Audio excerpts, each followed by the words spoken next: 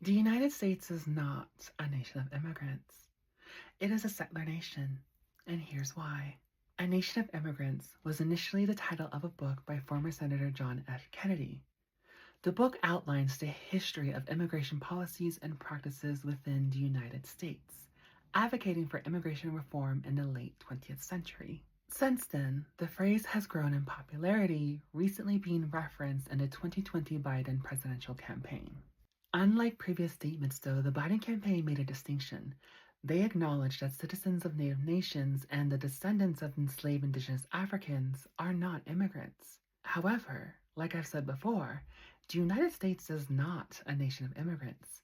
It is a settler nation because settlers, or as they like to call themselves, colonialists, are not immigrants. In their 2012 article, Decolonization is Not a Metaphor, Tuck and Yang argued that immigrants are beholden to the indigenous laws and epistemologies of the lands they migrate to. Settlers, on the other hand, become the law. And we know this. For over 250 years, the United States has undermined the sovereignty of Native nations, as well as many other nations around the world, while upholding and maintaining their settler sovereignty through any means necessary. In addition, it is important to recognize that the current administration does not acknowledge and actually rejects that this country is a nation of immigrants. Instead, many of the immigration policies that they're enacting are rooted in violence, fear, and control. America turns 250 years old today, but at what cost? Before the birth of this empire, borders were non-existent on this land.